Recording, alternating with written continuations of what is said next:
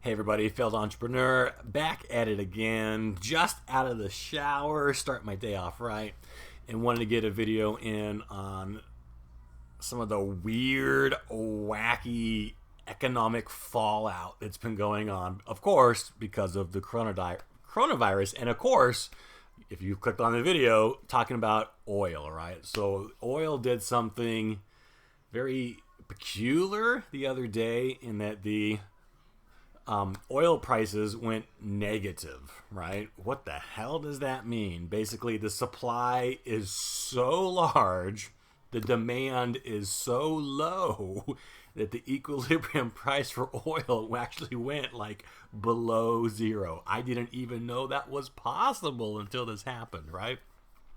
Back up, we got to rewind. So, in the past couple months, right? The oil industry is going through a great period of flux and change, right? Oh boy, it's going to be exciting, right? But if you remember, the narrative for as long as I can remember is that we're running out of oil and that the price of oil is going to skyrocket in the future and people won't be able to drive their cars anymore, or $8 gallon of gasoline in the United States, even though in some countries they pay that already. And it's just total oil chaos and fallout in the future. That did not come to pass, right?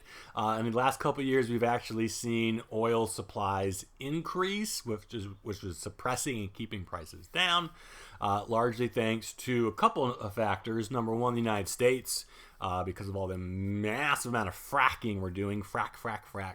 All the fracking we're doing has opened up a lot of potential oil that was never really useful before, untapped before. So the United States is now a oil exporter instead of an oil importer. We are not entirely energy independent, but that was something people a long time ago never saw coming. So that changes things quite a bit. On top of that, OPEC, which is the oil trust cartel, the worldwide, it's not monopoly, but kind of maybe, all the big oil producing countries in the world get together to kind of like fix prices and keep oil profitable, because a lot of countries like Russia, Saudi Arabia, Venezuela, a big part of their economies are based on the price of oil, right?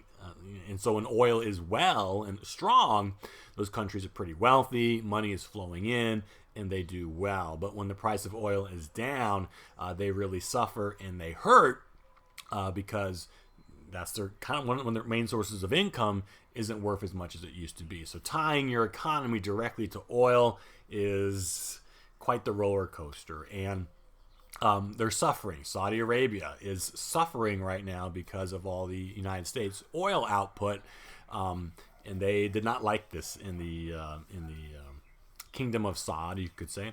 So in the past probably year, maybe two, there's kind of been a little bit of oil warfare going on in the oil markets, where Saudi Arabia wants to basically drive out all these United States frackers, to basically kill American supply and bring oil back to where they want to be at a higher price. Right now, with so many suppliers, OPEC can try and control prices as best they can, but the United States and other countries aren't a part of it. So when we start producing more, people can tell OPEC to go take a hike, right?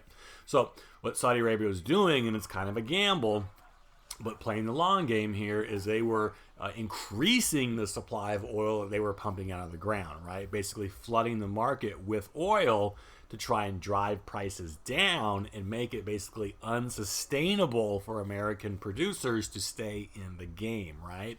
If you're losing money pumping oil out of the ground, again, whoever thought that'd be possible, the idea is that American suppliers will go bankrupt, they'll go out of business, and then with those people gone, then they can start to jack the price back up and keep it sustainable long term, so they can start making the money. So basically, it's kind of a staring contest. How low can you go before you start driving out these American frackers and kind of eliminate them from the oil supply chain?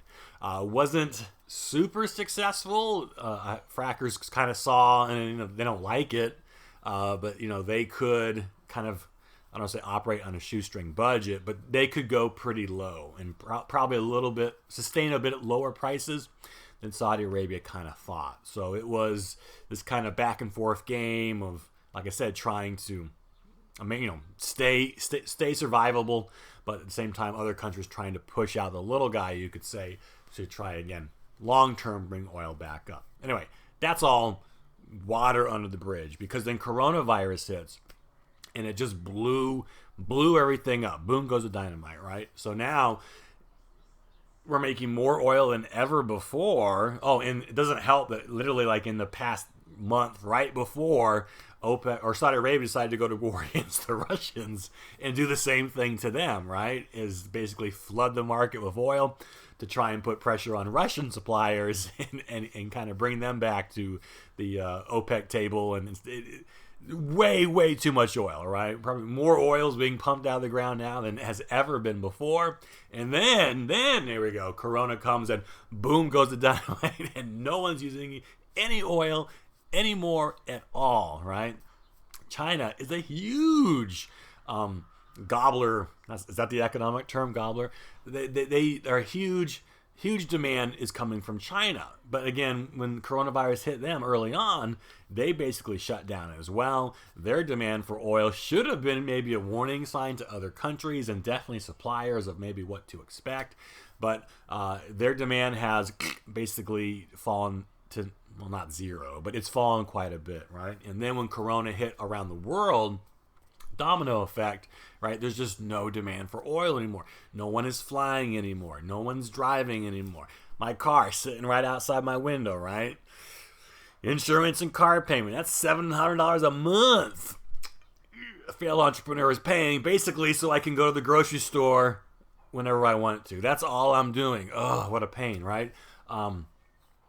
We're seeing, ripple effects from the total shutdown of the economy, economic blitzkrieg, and this is one of those unforeseen effects. Is again, going back to the very beginning here, the demand is so low, and again, that supply is so high that oil prices went negative the other day. It is exactly like it would be, right?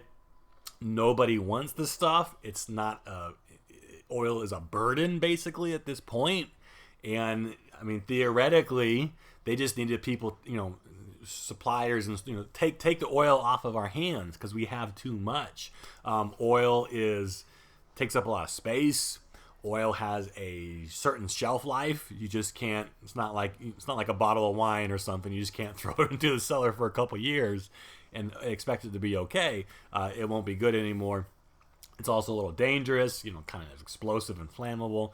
So storing oil is kind of a pain. And basically all the storage facilities are at max capacity. And so all the other oil that's getting pumped out, there's literally like no place to put it anymore, which is one of the reasons why the price went negative. We take this off of our hands. We're giving it away, right? This deal's so good. We're just giving it away. Crazy Al's oil supplier, come on down. And so that's the case. And I don't think that's changing anytime soon. I saw something in the news the other day. I think 1 out of every 8, 1 out of every 10 oil tankers. Now, there's only, according to this article, there's only like 80 super oil tankers in the world. I guess, which makes sense. They're really huge ships. I never thought to put a number on them. Also, those ships make like, according to articles that you read, those oil tankers make like 60-70% of the world's like carbon dioxide pollution or something. I don't know. Whatever. I'm rambling. This is what failed rambler. That's what I should be called. They're just sitting as mobile oil warehouses in the middle of the ocean. Like they have no place to dock. These ships are full. There's no buyers. And so they're just basically waiting indefinitely out on the ocean with these huge stockpiles of oil. Basically is just a giant floating warehouse. And we'll probably be seeing more tankers being converted into just storage facilities because there's literally no other place to put this oil. This is a strange situation, again, with a lot of ripples because this is probably not changing anytime soon. Even if the quarantine was to like end tomorrow, when we go back to business as usual, it's going to take time before people start to feel safe to fly or even have a need to go fly somewhere else, right? We're not seeing as much travel anymore, unless you're going to go hiking or something, right? People aren't going to be probably buying as many. Demand for cars is going to go down. Airlines, may not survive this because if no one's flying for months on your flights, how can you stay in business? Okay, it's like we're very dependent on oil. That's obvious and has been for years. But when you just pull the plug out of that dependency and it just drains away quickly, like what does that look like? A world that really doesn't need oil anymore. That's might be the situation we're heading in, right? It will probably get back to normal, but maybe a little different, but it will be slow, right? It could be years before demand kind of catches up with supply, but it's just again another weird corona side effect that this virus is. It's not even the virus that's just so destructive so much. It's just the economic shutdown that it's causing is just wrecking havoc, putting tons of pressure on those countries that are dependent upon oil. What's going to happen to them if first of all if this economic looming depression ends up sticking for a couple years, right? So you have a natural, not a natural, but you have your huge downturn in the economy on top of this like oversupply of oil, on top of zero demand for it. What happens to those countries, like a Venezuela, who's not in good shape right now anyways, when that oil is just, again, useless, when it becomes a burden? What happens to them? What happens to Russia? What happens to Saudi Arabia? How long can they play this game? How long can their number one asset be useless? And what is that going to look like? What is that going to do to them? It's going to make economic recovery very slow. I'll tell you that right now. That's it. That's all I got to say. As I record the video this morning, I saw oils was like up 30%. So I guess, I don't know, is that your dead cat bounce? The future is not rosy for oil. And we will see. But it is a good kind of indicator of the economy's health and where the economy is going, right? So even though, like, dude, what do I care? It kind of, it does affect the world and the economy. And since you live in that economy, it does kind of affect maybe a little bit.